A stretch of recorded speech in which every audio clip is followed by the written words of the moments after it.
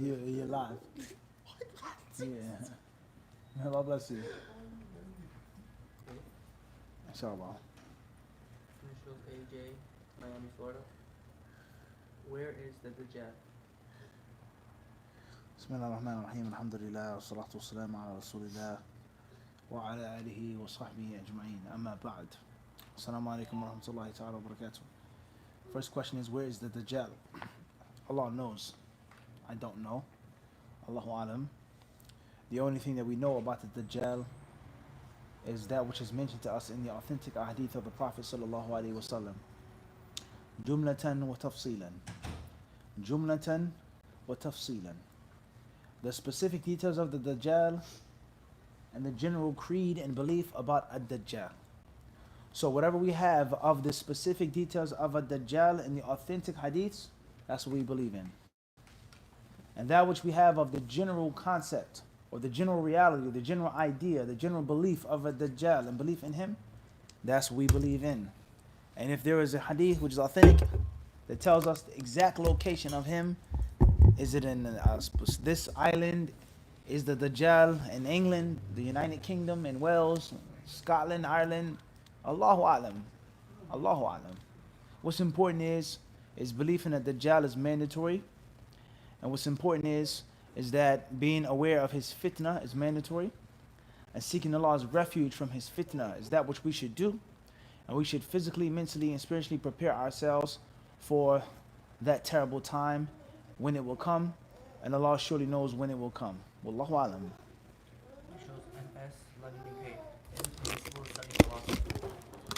Question comes from London. Is it permissible to study philosophy? There are different types of philosophy. All philosophy isn't the same, and it depends on what you want to do with it.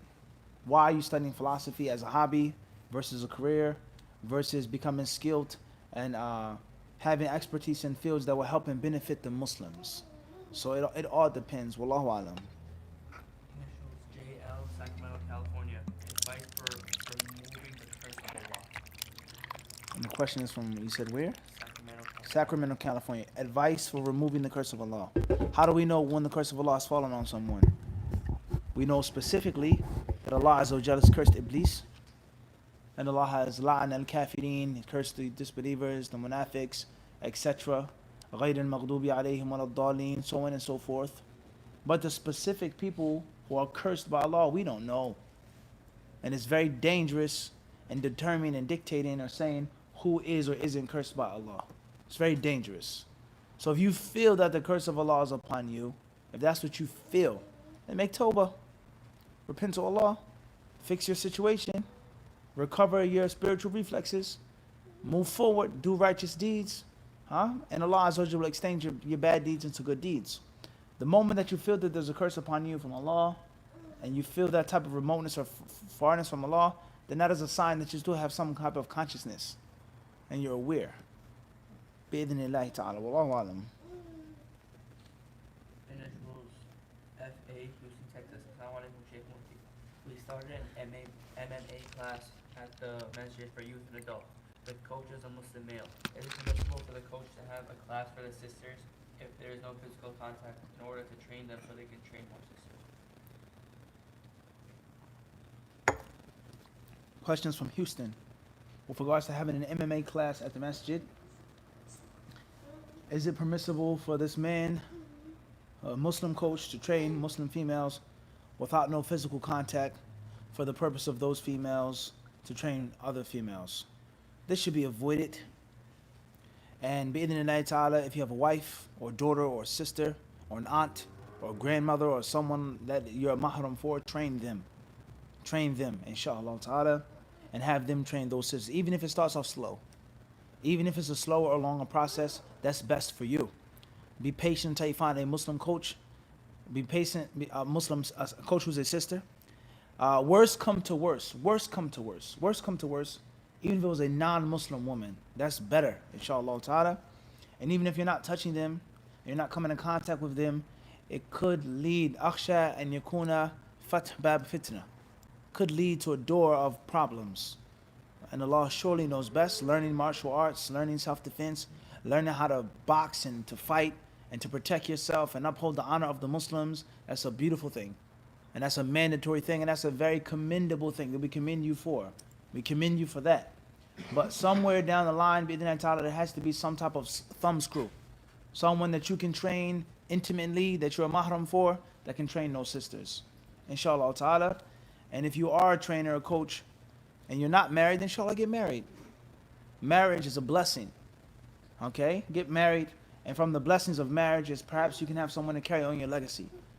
Or train your sister. Find someone to have the contact with those sisters. That's first and foremost. Secondly, I'm not an expert at MMA, but there lies no doubt. If you're training someone in martial art or some type of fighting style or self-defense technique, and you can't come in physical contact with them, how useful and effective can it actually be?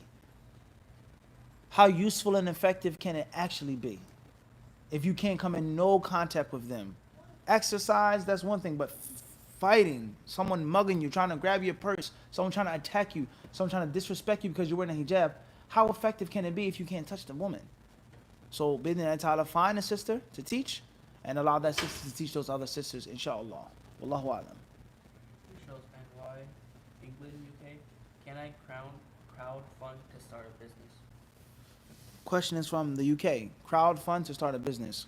In Al-Islam, it's impermissible to ask and to beg for money except under one of three conditions, or under the three conditions that have been mentioned. That it be a need, not necessarily a necessity, but a hajjah, a need. And that a person does not humiliate himself, and a person does not bother and pester the one whom he is asking. So if it falls under those conditions, then that's one thing. You need a business. It's important to have a business. That's one thing.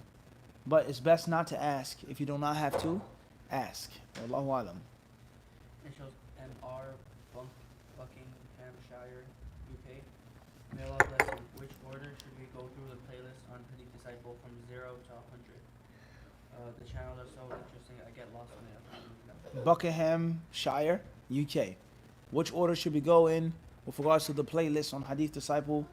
The channel is so interested, I get lost, so on and so forth. Jazakallahu khairan. To answer the question, if you wanted to start off with a book or start off with a playlist, then go to the very first playlist from, I think, 2012, inshallah. Can't go wrong with oldest to the newest. Even if it's out of the systematic order of studying. You can't go wrong with that. And if you wanted to do something that was more systematic, then bi'idhnillahi ta'ala start off with 40 hadith on seeking knowledge. Al-usul al-thalatha. Things like this. Very fundamental, practical things. Okay? However, HadithDisciple as a channel and as a philosophy or a school of thought, as madhab, is not meant to be orthodox all of the time. And there are different brothers who have institutes and different brothers who have classes and things that are structured and set up. That's not necessarily HadithDisciple. Alhamdulillah, we have made playlists. There's a library. There are parts in order. Small books that we have explained in order. The systematic way of talab, and we have spoken on this many, many times. Walillahi alhamd. Okay, but every single thing is not meant to be picturally perfect, orthodox. And that's because when you get lost on a channel, sometimes that's a good thing. Because it can lead you to taking the correct steps of learning Arabic. And taking the correct steps of taking a smaller book of hadith or so on and so forth. Al-Muhim, the small books are there. 40 Hadith of Nawawi is there. Usul al-Thalatha is there. These books which are fundamental books. And also for Ilm al-Hadith, Bayquniyya is there. Compilation of the Sunnah is there. These small beginners books. Wallahu alam. Initials JN, Fort Wayne, Indiana. Ways to take advantage of the winter season. Longer nights, shorter days, time going back and forth. It's like Fort Worth, Texas? Fort Wayne. Fort Wayne. How to take advantage of the winter. Inshallah ta'ala, let's deal with the fall first. Bidnillahi ta'ala. The winter, short days, long nights. Easier to pray at night, inshallah. Easier to make sure that you're up for Fajr in the masjid in congregation, bi'idhnillahi ta'ala. And taking advantage of the other things that you have the ability to take advantage of in the winter, such as relaxation, peace of mind, no flies, no mosquitoes, things like this. All right, looking at fasting, the ease of fasting, and many things like this. Now, the importance of charity and humanitarian work, because people can live when it's hot, but when it's cold, it's very troublesome and challenging. Homeless people. People don't have heat.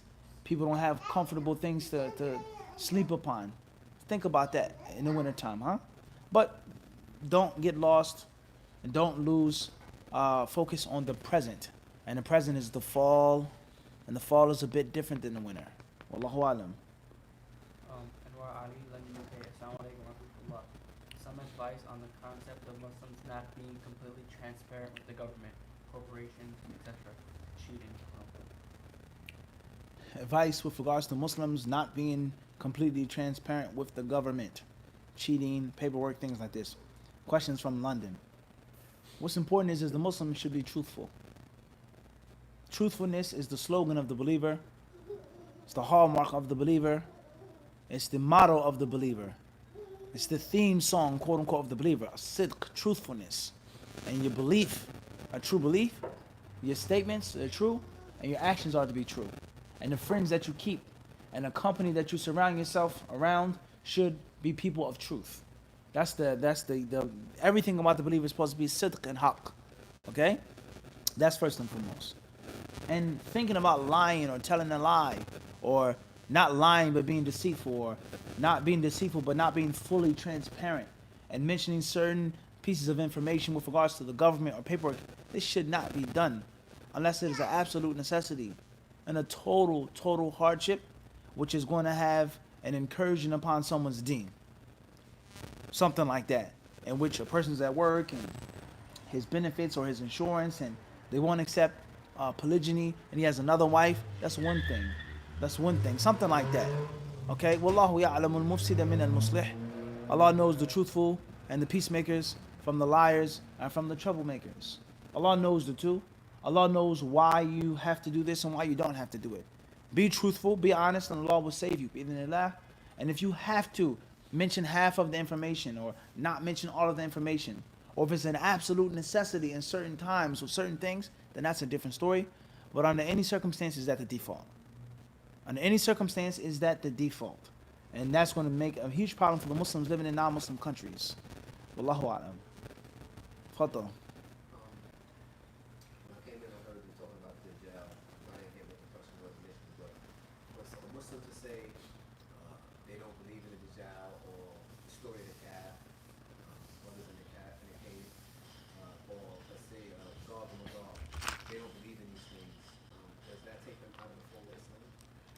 With regards to Gog and Magog, Dajjal, the people of the cave, does this take the person out of the fold of Al-Islam? Gog and Magog and the people of the cave are explicitly mentioned in the Quran. Rather, it's an entire surah in the Quran. So if a person say that it's false and it's fake and it's just a storytelling that's made up, that's Kufr Akbar. Ya'juj wa Ma'juj are mentioned in the Quran explicitly. Regardless of the details of them, where they are, what do they look like, are they the Mongolians, regardless of the ta'wil of it, the flat round faces, regardless. But for a person to say it's not true, and it's in the Quran, that's Kufr Akbar, without a question. For a Muslim to say that the Dajjal is not true, and to believe that the hadiths that have been reported, hadith after hadith after hadith, and the scholars of Islam never ever had discrepancies over it, and to believe that it's true and then still reject it, that's also Kufr Akbar. To believe that the hadith is authentic and then say, I just don't believe in it, it's Kufr Akbar, without a question about that. As far as someone saying that those hadiths aren't authentic, even if they're mistaken in that, that's a different story. As far as a person giving an interpretation to the people of the cave and Gog and Magog, perhaps that's a different story, which could still lead to Kufr Akbar. But for a person just to make takdeeb, no, it's fake. No one stayed alive in the cave for all of those years, hundreds of years. No one is hiding. That's fake. That can't make sense. That's against medical science. That's against modern science. No doubt. That's takdeeb. And that's nothing more than the takveeb than the mushrikeen did. How can the Prophet go from one place to the next? How can the Prophet say this and say that? Wallahu alam. Initials KA, Philadelphia, Pennsylvania. Assalamu alaikum. How do you know if Allah is punishing you for your sins or if the hardship is a test from Allah? Question from Philadelphia. How do you know if Allah is punishing you for your sins or testing you? Commonly asked question. So many of us have this question. Do we honestly know? Can we honestly navigate and determine what Allah is doing specifically? Look at yourself. Reflect upon yourself. Out of 24 hours out of the day, how many hours are you obedient? If you have $100, how much of it is spent on that which pleases Allah? What heck is that? So you can try to gauge and estimate if you're sinful, if you're righteous, if you're pious, but there's no way of knowing 100%. Allah tests each and every one of us, those who are righteous and those who are wicked. And it doesn't really make that much sense to say, well, Allah is punishing. You don't know. You always have to make tawbah. You always have to have sabr. And you always must make shukr. You always have to clean yourself up and evaluate yourself and criticize yourself. You always have to do the right thing. You always have to check your vital statistics. How much prayer am I making at night? How much this? You always have to do it no matter what. And you always have to make tawbah to Allah. وَتُوبُوا إِلَى اللَّهِ جَمِيعًا أَيُّهَا الْمُؤْمِنُونَ لَعَلَّكُمْ تُفْلِحُونَ. Allah says, oh, who you believe, oh faithful, repent to Allah, all of you, for you to be successful. Ibn Qayyim rahimahullah says that this verse was sent down in Surah An-Nur, which was revealed in the period of Medina. After the Sahaba had left their homes, left their family members, after they made jihad, they spent their money, after the Aqidah was firmly established in their hearts for 13 years. And Allah said, repent for you to be successful. Ibn Qayyim rahimahullah, he said that this verse means is that the servant never ever abandons tawbah. So you always have to make tawbah, whether it's a punishment or whether it is a test. So oftentimes the shaitan gets people to get tricked and to be trapped and thinking that, oh, I have to find out exactly what's going on in my life. Doesn't matter. Doesn't matter. If you're righteous, you have to make tawbah. If you're wicked, you have to make tawbah. Whether you're wicked or righteous, you have to have sabr. You have to do the right thing. You have to fix yourself and reevaluate yourself no matter what. Wallahu alam. Initials AB, Brooklyn, New York. Assalamu alaikum. What is the ruling on blowing on hot food or drink to cool it down? Questions from Brooklyn with regards to blowing on hot food, blowing in a hot drink to cool it down, so on and so forth. The Messenger of Allah, alayhi salatu wasalam, Hadith says, he forbade an-nafkha fil ina. Okay, أو لا يتنفس. He forbade breathing on the vessel, the gauntlet, or the goblet. He forbade breathing on the cup, the gourd, the whatever you're drinking out of or eating out of. He forbade this, to blow in it. All right. Some of the ulama of Islam, they say that what's meant by this is that the people in the time of the Prophet ﷺ, they would drink out of one bowl, or one water skin, or one goblet, one cup. They would pass it around. Okay. So if I'm drinking it, I'm breathing back into it, spitting back into it, then fadl. No one wants to drink it anymore. It's nasty now. Okay, so some of the ulama of Islam, they say that's the wisdom behind that prohibition for a person not to breathe while he's drinking, and not to breathe in the vessel, not to blow in the vessel, whereas his spit, what we call backwash, is being put back into the drink, and then you pass it fadl. After I just, let alone the fact of it being unhealthy and it being harmful to you, and it means of you having you burping later on and having hiccups, things like this. All right, some of the ulama of Islam, they explain this. Some of them, they mention this. Wallahu alam. Initials MS, London, UK. How should Atharis, Ash'aris, and Maturidis in the West deal with their differences? Repeat the question again. Initials MS, London, UK. How should the Atharis, Ash'aris, and Maturidis in the West deal with their differences? Question from London, huh? Ash'aris, Atharis, and Maturidis, how should they deal with each other and deal with their differences, etc.? Type. Of course, it's going to differ on the level of knowledge that you have. Someone who's a scholar of Islam, a researcher of Islam, a student of knowledge, is different than a person who's a layman. A lay person is different. We all work in one place, and there are different ethnicities here in this supermarket, and different creeds as well. I know that I come from this country, you come from that country, I go to this masjid, you go to that masjid. We all know that. We're all Muslims. There are non-Muslims who come into the store. How do we behave among each other? Do I show a non-Muslim that I don't speak to this Muslim? Do I show the non-Muslim enmity and hatred to my brother in front of him? Do I fight and argue and refute them in front of the non-Muslims? Serious question. Also, with regards to professionalism, it's a workplace. Creed being a thing and the work being another thing. Very extremely important. As far as those who are knowledgeable and they have the ability to sit down and talk and discuss, and you have the ability to give da'wah, or even if there's scholastic criticism and correspondence and writing that's based off of ilm and insaf, justice and fairness and being impartial, then that's one thing. But to make every single layman Muslim fighting, arguing at each other's throats, refuting each other, claiming that everyone else is wrong, that's going to be a huge problem, especially living in the lands of non-Muslims in a Western country. So therefore, there are certain things that the Muslims share and the Muslims must uphold no matter what, as long as they are Muslims. As long as they are under the banner of La ilaha illallah, Muhammad Rasulullah. And then there are other differences and things that the Muslims do not share. And the different creeds and belief systems and madhabs will not share. And they will not agree upon. So it depends on the level of the person, on the atmosphere. And it depends on what do you mean by deal with each other. Does that mean that I cannot give you salams? That there's no cooperation whatsoever? There's no type of work for the community, for Islam, for humanitarian, there's nothing. Because we have these differences? Or does it mean certain things that you believe in, I cannot accept? And I believe that they are wrong. And this is the proof why I think that they and believe that they are wrong. That's one thing. So cooperation within unity within cooperation, within uniqueness and distinction. Everyone is a Muslim in this room, but we have differences. So there's those differences, obviously it's going to be a problem. But does that mean that we can't do and have any type of dealing outside of those differences? That's a huge problem. Unless you believe that that Muslim is no longer Muslim anymore. And which you're a kafir, basically. You have no haqq, nothing is with you is correct, no salams, nothing. It's very dangerous for us to have a misunderstanding of this issue. And zealots on both sides. Don't speak to them, don't have no dealings with them, period. And then those have all dealings with them. And we don't have any differences. And we all agree. And we're all on one page. And we're all together. Versus a balanced approach. There are differences.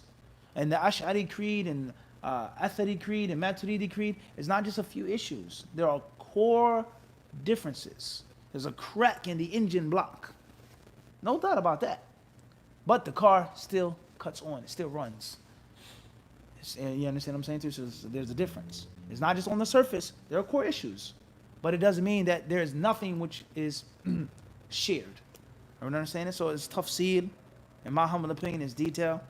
Especially looking in the light of Western countries, Muslims being the minorities, religious Muslims being the minorities, knowledgeable Muslims being the minorities, people actually trying to practice the sunnah what? Being the minority. And the scourge of secularism and liberalism is very widespread. You have to start thinking about these things. And thinking about calling people to the correct way in the best manner. Wallahu alam. Initials UM, Toronto, Ontario. Is it dua, Allahumma hasbini hisaban yasiran authentic? Say the question again. Is it dua, Allahumma hasbini hisaban yasiran? Allahumma hasibni. Say it again. Allahumma hasibni hisaban yasiran authentic. Al-Muhim, as we've said before, stick with the fortress of the Muslim. If you're a layman Muslim, stick to those supplications. If you're a researcher and you read other books outside of that, then that's a different story. The ulama of Islam, they differ on many ahadith. Ahadith pertaining to aqidah, they differ on the authenticity of certain hadiths and interpretation of certain hadiths. They differ on a hadith about fiqh, halal and haram. And they differ on the authenticity of akhlaq, a hadith about akhlaq and fada'il, virtues. And they differ about the things pertaining to al-adhkar, supplications. So some of the ulama of Islam, they may hold a view that this hadith is authentic and others may say it's not. The meaning is totally correct. Oh Allah, give me a safe reckoning, a reckoning which is easy and simple. There's no doubt about that. But is it authentically reported? It's a different story. Can I say it? Can I keep saying that? That's a what? A different story. So it's gonna differ from student to student, layman to layman. Wallahu alam. Initials EN, Melbourne, Australia. Assalamu alaikum mufti. Should one wear a cap while praying if their hair is long enough to wear a cap? If their hair is long enough to make sajda? Question from Melbourne. Should you wear a cap if your hair is long enough to touch the ground while you're making salah? Cover your head if you pray, inshallah. It's the best thing to do, what the Prophet used to do. Cover your head when you pray, inshallah, whether your hair is long or short. Wallahu a'lam. Initials MA, London, UK. Assalamu alaikum. How do you follow the faith and do away with culture? Is it better to follow the culture of your country versus the homeland? Tayyib, repeat the question, please. Initials MA, London, UK. Assalamu alaikum. How do you follow the faith and do away with culture? Is it better? How do you follow the faith and do away with the culture? Yeah. Is it better to follow the culture of your country versus the homeland? Tayyib. At the end of the day, we live in London. We live in America. We live in Canada. We live in Australia. I live in Ireland. I don't live in Pakistan or South Africa. I don't live in Zimbabwe or Guinea. I don't live in Turkey. I don't live in Bangladesh. I live in a Western country. Okay? So the concept of keeping my culture and my cultural identity versus my Islamic creed and my Islamic identity versus my British identity or Irish identity. I'm born and raised here. I speak this language. I speak that language. I speak French. My passport is this color. These are the foods that I like to eat, so on and so forth. It's conflict. It's conflict. It always has been and always will be. You have to pick and choose your battles. You have to pick and choose, inshallah ta'ala. Just because you're a Muslim doesn't mean that you can't have British culture. Just because your parents are from India doesn't mean that you have to do everything the way that they did it or the way they do things in India. It depends. Okay? And you have to prioritize. That's my advice, is to prioritize, all right? So, for example, let's talk about the thobe. A lot of controversy about wearing a thobe. People say don't wear a thobe in America. It's showing off. It's imitating the Arabs. It's Persian. You're trying to be like the Saudis, etc., etc., etc. No problem. And the people, they say you're losing your own culture. You don't even realize you're trying to be Arab, so on and so forth. All right, no problem. So do I want to take off my thobe and wear pants and a shirt? I am American. I was born and raised in America. I only lived in Saudi Arabia for a few years. I'm American. What identity do I have? Do I have to wear my thobe, or is it just something that's okay to do? You have to prioritize. But if I do wear my thobe, am I wearing my thobe exactly like a Saudi person? Do I have a red and white scarf on? Do I have an egal? Is my thobe tight? Is my thobe a certain color, a certain style? Or do I have my own cultural influence on the way that I wear my thobe? The pins, my socks, my sneakers, my jacket, my hoodie, so on and so forth. So the point I'm trying to get to is you can keep certain cultural values along with mixing and blending other cultural values. And the same applies with regards to your Islamic identity. I'm Muslim, and alhamdulillah, I have no shame that my roots are from Bangladesh.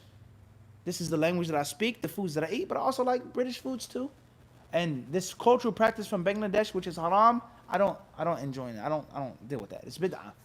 It's haram to go to the graves and ask for intercession. But everyone does it in Bangladesh. So you have to mix and you have to match. You have to choose what? Your battles with regards to culture, with regards to Islam, and with regards to your homeland where you're living now. Everyone understand this? Wallahu alam. This shows AA Patterson, New Jersey. Assalamu alaikum.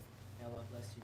What does a degree in Islamic studies mean versus what doesn't it mean in light of the traditional talib ilm? Repeat the question, please. Initials AA Patterson, New Jersey. Assalamu alaikum. May Allah bless you. What does a degree in Islamic studies mean versus what doesn't it mean in light of traditional talib ilm? Type questions from Patterson, New Jersey. With regards to an Islamic studies degree, what does it mean and what doesn't it mean in light of the traditional or classical seeking of knowledge, etc. Type. In brief, with a little bit of time that we have here, a student of knowledge is going to be a student of knowledge no matter what. Whether you have a degree or whether you don't. Whether you go overseas or whether you don't go overseas. If you're a true student of knowledge, that is what you're going to be. And no one can take that away from you. And seeking knowledge and being a student of knowledge is a mental state. It's a mental state. It's a mindset, okay? And it's a way of life. Type. So therefore, if you like to read books and you like to listen to lectures and you like to sit in classes, and you've also been blessed to have structured Islamic education, and you've been evaluated in that, and you've passed those exams and successfully went through that evaluation, and you're given a piece of paper as a certificate to show you a proof, a token of that, then that's nothing but a blessing. It's only going to help you out, and it's only going to make you better. As far as if you don't like reading books, you don't like studying, or you're lazy, you're not an avid reader, you're not a lover of knowledge and science and proof and evidence, and you have a degree, it's not really going to change much. It's going to get you some worldly status. People would call you doctor or a master's degree or a graduate. You may get a job, you may get this position or status, but in actuality, it doesn't make you a student of knowledge. And it doesn't make you a seeker of knowledge. It doesn't make you a serious seeker of knowledge. Okay? So the degree is something that's going to help the person who's a real talib al-ilm. And someone who isn't a real talib al-ilm, the degree is not going to change anything. If you don't know, you don't know. If you know, then you know. It's the bottom line. Are we to understand this? So therefore, the scholars of Islam, how they studied back in the day was very different how they study now. Things are different. Life is different. And there's nothing wrong with structured education. What's important is not to think that the degree makes you better than the next person. But the degree does mean something, and it does have some weight, especially if the person is a real student of what? Of knowledge. Now, oftentimes, people, they say, well, this degree doesn't mean anything. Your degree doesn't mean anything. So what, you have a degree, so on and so on and so forth. That statement can be made by someone who's a serious seeker of knowledge themselves. Then they can say that. As far as a person who never went overseas to study, never studied where they are, never had no real formal talab, you can't make that statement. You can't make that statement. You can't criticize someone, and you don't have no talab yourself. I wouldn't understand this. Let alone the fact that if you look at most of the people whom they talk about and say that this person only has a degree, in actuality, when you look at them, those people are well known to be serious students of knowledge. And they've always been known to be tulab al-ilm. Before they became a doctor, and before they got masters, and before they graduated from Medina, they were known to be what? Talib al-ilm. So if he was known to be a talib al-ilm 10, 15, 20 years ago, what has changed now? He's a doctor. It's only made him what? Stronger and more educated and more formal. I don't understand this. So oftentimes people, they slander people and they say degrees don't mean nothing. Oh, degrees doesn't. Who said the degree means something? And last but not least, who's walking around waving and flashing their degree in people's faces? I don't understand this. Wallahu alam. It shows AB book in New York. Barakallahu feekum. What do you need to be wudu to read them? Question is from Brooklyn. Do you need to be in wudu to read the Mus'haf? It's the best thing to do, inshallah. You can't lose by doing it. Safest thing to do. Initials AB, Toronto, Ontario. Assalamu alaikum. What is our view regards to the actions of Masjid? There is no view. View is what's in the Quran and the Hadith. Of specifics and of generalities. It's that simple. Wallahu alam. Initials JN, Fort Wayne, Indiana. Advice to a sister who wants to become a lawyer or be in the army. Do you advise against this? Do you know any other things you can do that are better? A sister joining the army or being a lawyer. I wouldn't advise a Muslim to join the army, as we said before, many months ago. La nansahu bihadha. We don't advise with a Muslim joining an army, first and foremost. As far as a lawyer, Allah surely knows best. No doubt Muslims need lawyers. A wise man once said a lawyer can steal more money with a briefcase than a man with an automatic weapon. There's no question about that. The power of a lawyer who knows the law, who knows the ups and the downs, the ins and the outs of the law. He can take more money than someone with a gun. Meaning the power of a good lawyer. And the power of knowing the law when someone is in a legal jam. And there lies no doubt, or there lies no doubt that Muslims are in legal jams oftentimes. So Muslims need lawyers. There's no doubt about that. And Muslims need good lawyers that are professional and that are strong and know the law. You have no right to do this to my client. His religious beliefs, his religious reservations does not allow you to do this to him. As he has done no acts of violence, no this or that, you can't hold him and say he's a terrorist. His freedom of speech, freedom of belief has nothing to do with your suspicions and so on and so forth. You know what I'm saying? It's the power of a lawyer. And Muslims who are harassed and who are bothered, okay, and Muslims who are molested by oftentimes the authorities for what they believe or what they practice, and they haven't broke any laws. They haven't threatened any laws. A good lawyer oftentimes is the what? Is the solution. So Muslims need lawyers. And if Muslims need lawyers, then how can we say Muslims need lawyers but you can't be one? Muslims need lawyers but you can't study law. That's obviously a problem. And many people, they say that. Muslims need nurses, but a Muslim sister can't be a nurse. Muslims need doctors, but they say a Muslim brother you can't learn how to be a what? A doctor. That's difficult to say, yani. It's difficult. So at the end of the day, being a professional and having a profession, it depends on you as a person, what type of person you are, what you like in life, what you enjoy in life, what you're good at in life. What are your goals and aspirations in life? If you ask me my own personal opinion, I would say be a scholar of Islam. Be a female scholar of Islam. Learn the deen about Islam and break the stereotype. And be, inshallah, an alima. That's my advice. That's the best thing to do in life. Wallahu alam. A scholar of Islam and a caller to Islam. That's the best thing to do. Wallahu alam. Shows A, B, Book of New York. Are there any authentic hadiths that mention the significance or superiority of Surah Yasin? Question with regards to authentic hadith regarding Surah Yasin. There are many hadiths on Surah Yasin.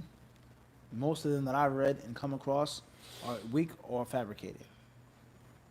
Perhaps there may be some. I don't know of any that I can recollect and think of now that are authentic with regards to the virtue of Surah Yasin. Wallahu alam. Initial UM, South Africa. Does a menstruating woman who is going to Mecca have to remain in Islam until she attains purity? Say the question again. Initials UM, South Africa. Does a menstruating woman who is going to Mecca have to remain in Ihram until she attains purity? Questions from South Africa. A menstruating woman who's going to Mecca, does she have to remain in Ihram until she reaches purity? I really don't understand the question 100% with regards to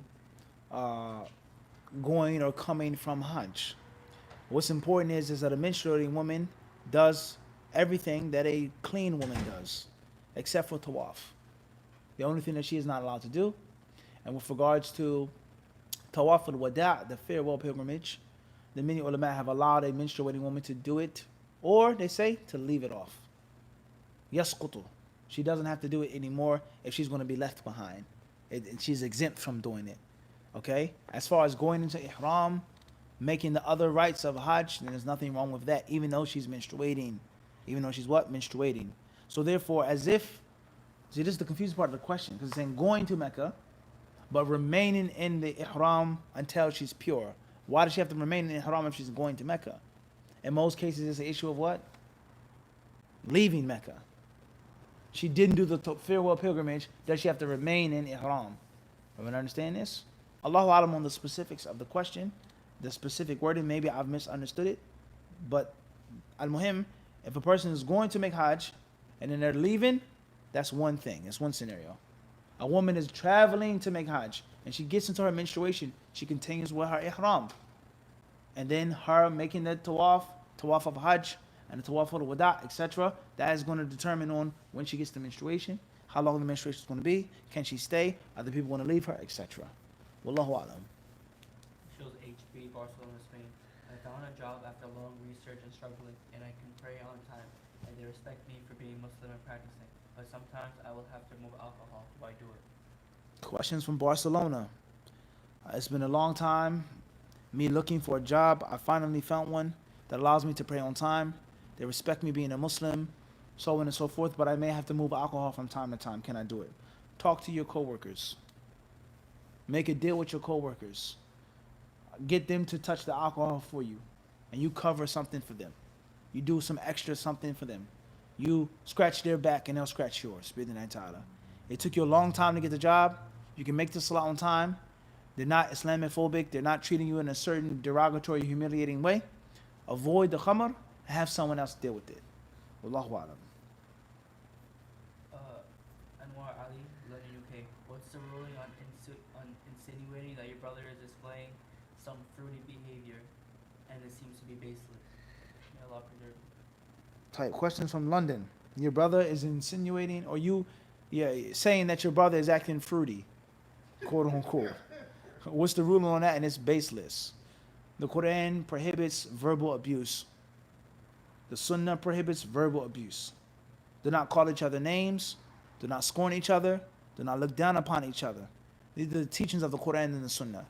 Teach each other like you like to be, treat each other like you like to be treated. وَكُونُوا عِبَادَ اللَّهِ إِخْوَانًا. The Prophet ﷺ says, be brothers, all of you servants of Allah subhanahu wa ta'ala. So those are the teachings of the Quran and the Sunnah in brief, summarized. So therefore, saying anything which is harmful and means of injury and a means of abuse and disrespect to your brother has to be avoided, whether it's him being fruity or other than him being fruity. Okay? That's a severe claim, saying that someone is gay or someone is feminine, someone is mukhannath. So that's very dangerous and it should be avoided. The brother should be advised not to say anything against his brother's honor. Wallahu alam. And be careful when we make jokes and talk about each other and laugh. You have to be careful. There is a limit. Wallahu alam. Assalamu alaikum.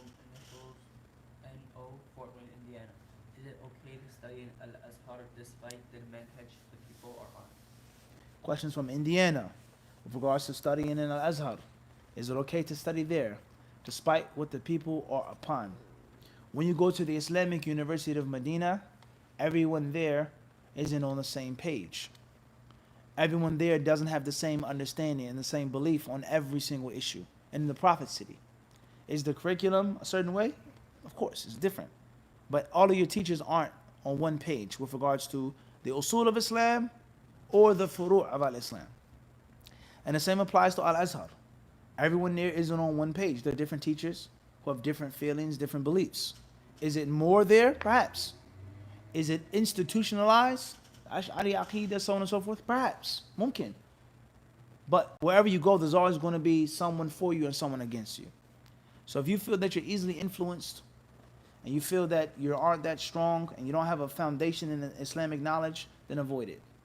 And go somewhere that's supposed to be orthodox and pure, inshallah. But if you do have a basis, you do have a foundation, you do have some background, you know some things about it, you've read some things, you have other classes, and it's an opportunity for you to become properly taught and educated formally, then that's a different story. Wallahu alam. Initials KA, Philadelphia, Pennsylvania. Assalamu alaikum. If a Muslim never gets married and dies upon this, is this a major sin? Muslim who never ever gets married and dies upon it, is it a major sin? Most of the scholars of Islam believe that getting married is only recommended. Most of the ulama have that view. And some say that it is consensus, ijma'. And those الذين خالفوا في هذه المسألة إنما قالوا إما تزوج وما تسري يعني أخذ الإماء وأن الزواج لا يجب عليه يعني المهم الاتصال بالجنس الآخر بطريقة شرعية إما النكاح وإما تسري. طيب. So some of the ulama of Islam, they say that marriage is recommended. Most of them hold that view that you don't have to do it. And some say that if you fear fitna, then you have to do it. I don't see a reason why you shouldn't be married. If you have the money, you have the physical health and strength, marriage is a blessing. Children are a blessing, inshallah ta'ala. There's a lot of fitna in the world in which we live today. So I advise you to get married. And if Allah doesn't decree that and doesn't ordain that for you, mashallah. Allahu alam. Initials IS, Melbourne, Australia.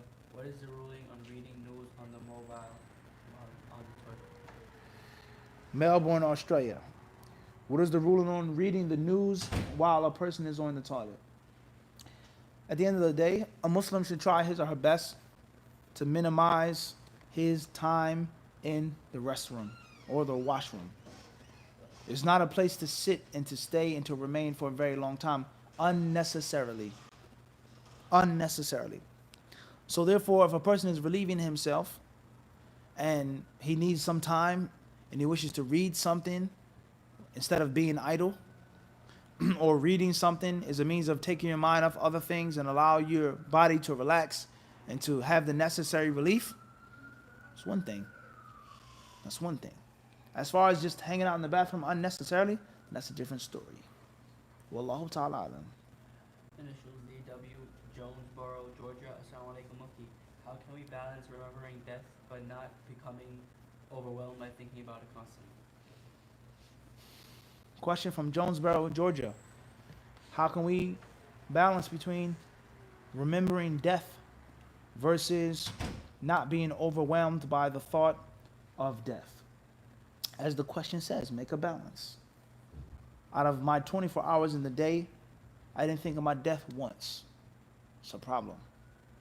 Out of the 24 hours Allah has blessed me with today, I thought about death all 24 hours.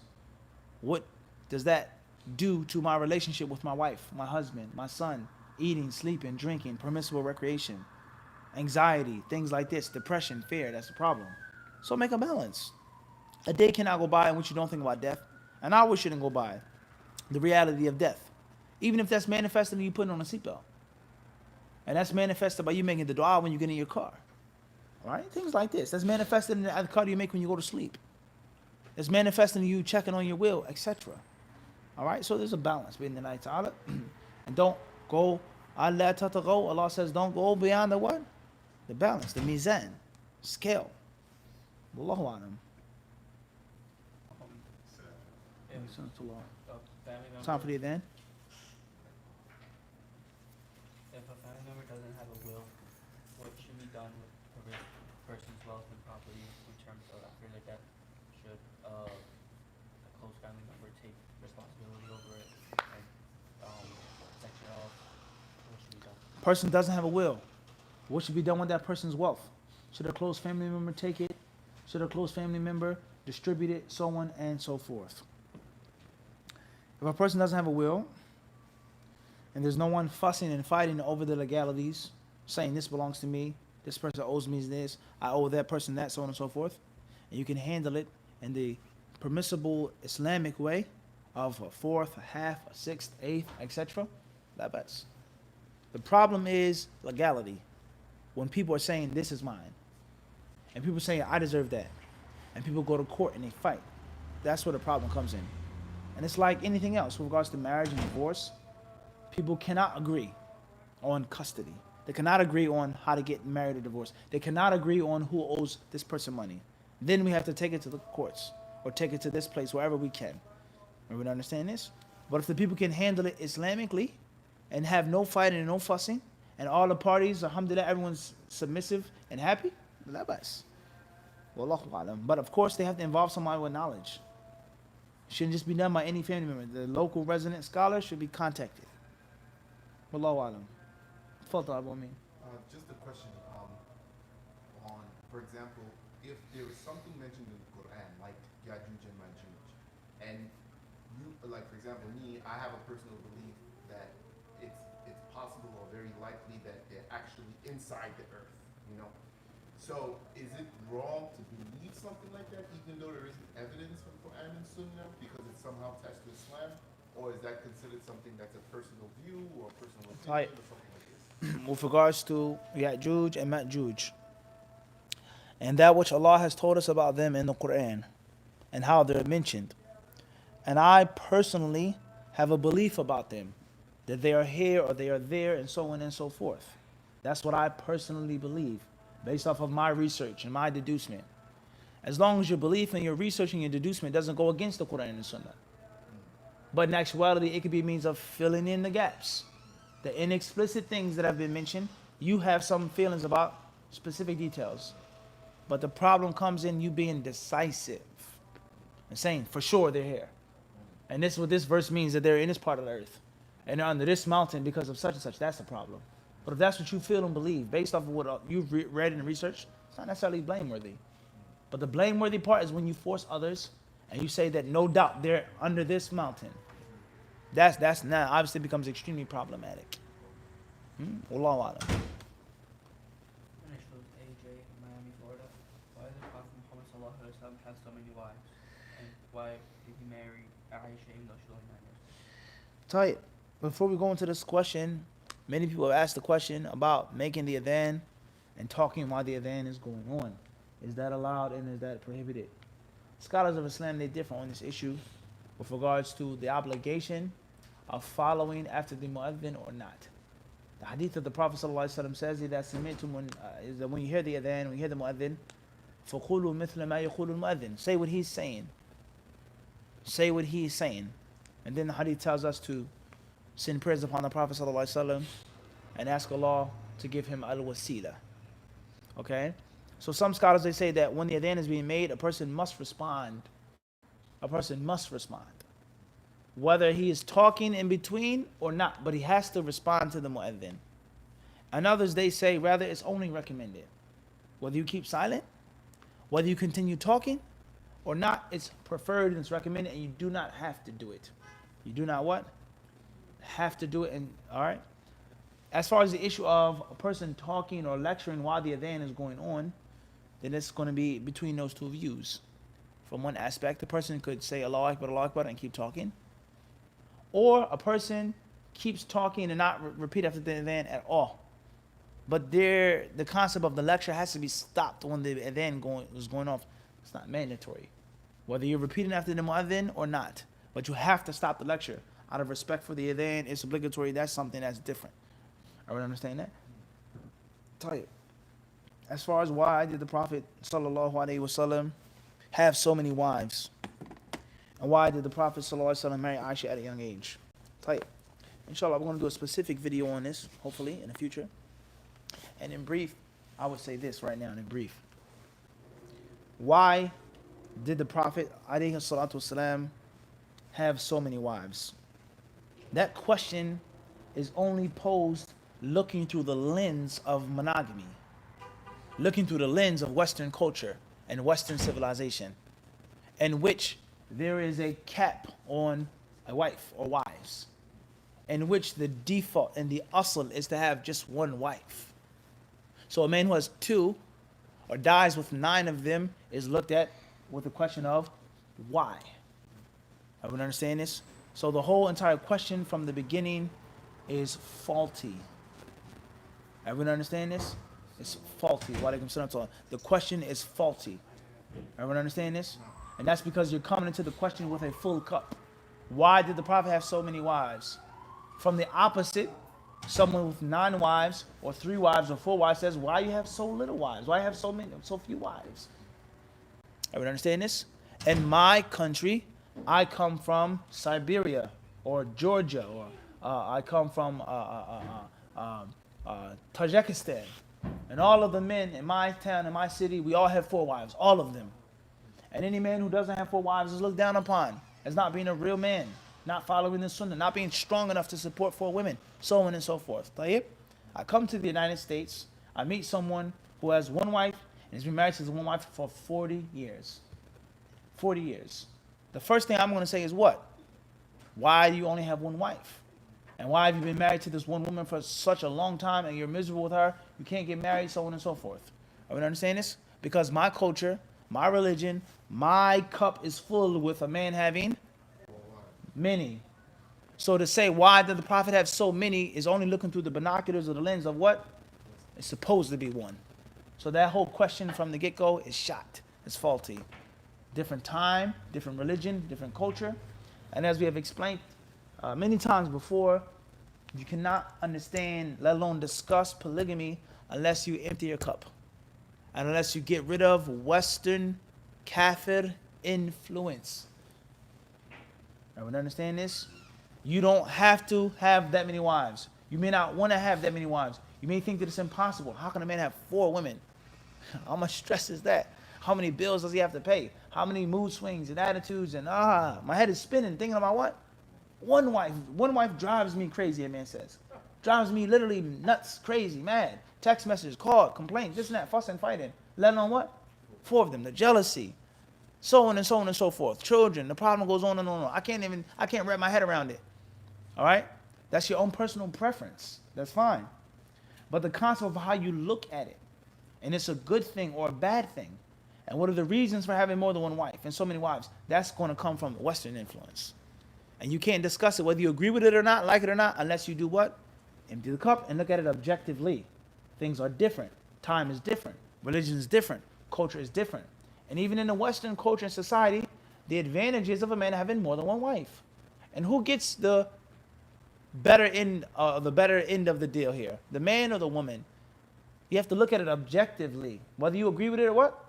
Or not. That's first and foremost. Why did the Prophet ﷺ marry Aisha when she was 9 years old? The same question And the same rationale is going to be used. Why you marry a woman who's so old? What's the purpose of getting married? What is the intention of marrying a woman? Her to bear children, so on and so forth. Why does she have to be so old? Her agreeing with you, so on and so forth, disagreeing with you, molding her. The list goes on. So the same rationale was used. Why does she have to be older to marry her? All right? So people who talk about the Prophet's marriage to Aisha radiallahu anha, they have to empty their cups as well, Muslim or not. Look at it objectively. Look at it scientifically. Look at the facts. All of the problems and the fears that you have of an older man marrying a younger woman, which one of them apply to the Prophet marrying Aisha at 9? Obviously, the famous word is pedophilia, okay? And the concept of abuse and rape and this and that. How does that apply to the Prophet's marriage to Aisha? Was it marriage or was it sexual abuse? The consent of her parents or her being taken advantage of? And the list goes on. Apply one of the flaws and the faults of an older man being with a younger woman to Aisha and the Prophet. If it sticks, then it sticks. And if none of them stick, then your argument what? It has to go. It's just that simple. All right, so we warn against people recklessly and sloppily mixing things and jumbling things together. There's a 9-year-old girl who goes to school and she is molested by her teacher. Waliyadu billah. A 9-year-old girl walks to school and she's raped by an older man. A 9-year-old girl was taken and forced into prostitution, human trafficking. She becomes a sex slave of some corporate businessman. And the list goes on and on and on. A 16-year-old cousin takes advantage of a 9-year-old cousin. Everyone understand it? All of that versus an older man legally, publicly, honorably marrying a younger woman. There's a difference between the two. Everyone understand this? And most people who talk about the Prophet's marriage to Aisha radiallahu anha, they only look at it through that lens. The wrongs and the evils and the vices of it. Everyone understand this? So you have to empty your what? Cup. As far as why the Prophet ﷺ has so many wives, there are different reasons. After that, rationale, different reasons.